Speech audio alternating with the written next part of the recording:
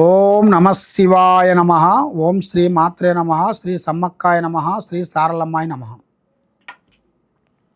ప్రజలందరికీ నమస్కారము. మరి చాలామంది సంతాన సమస్యల గురించి చాలామంది సతమతం అయిపోతుంటారు.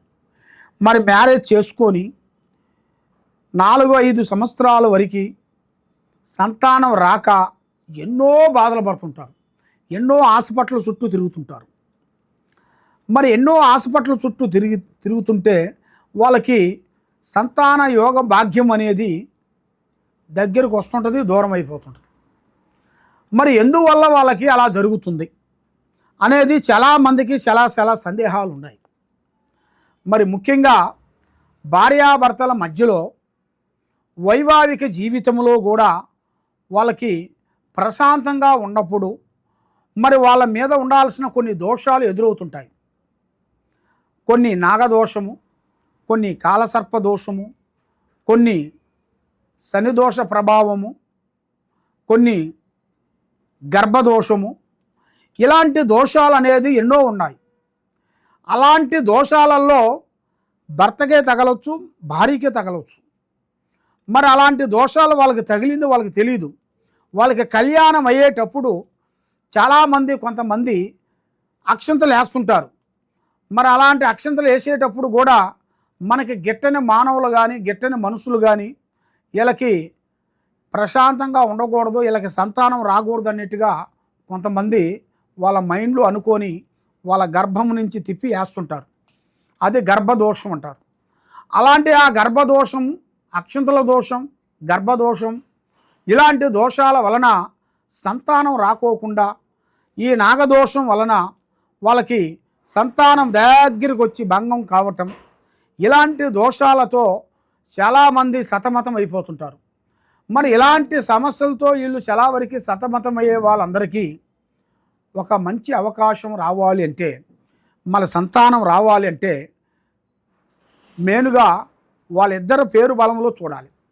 భార్యాభర్తల మధ్యలో భర్తలో లోపం ఉందా, భార్యలో లోపం ఉందా, మరి వాళ్ళు చేసుకున్న కళ్యాణ గడియ అంటే టైం, సమయం, మరి ఆ సమయం ఎలాంటి సమయంలో జరిగింది, మరి అలాంటి సమయంలో మరి వీళ్ళకి మంచి సమయంలో పోయిన చెడు జరిగింది, మరి ఆ టైంలో అనేది ఎంతగా అనుకూలంగా లేదు అనేది వీళ్ళ పేరులో గణిత చక్రం వేసేసి, అంజనం చక్రం వేసి దాన్ని దుర్భిని వేసి చూడాలి.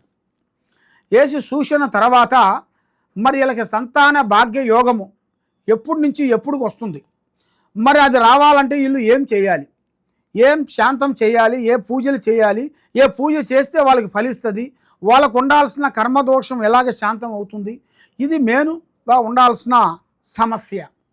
మరి ఈ సమస్య అనేది మరి తొందరగా తీసేసుకుంటే వాళ్ళకి అతి వేగంగా వాళ్ళకి సంతాన యోగ భాగ్యం అనేది కలుగుతుంది, తప్పకుండా అవుతుంది.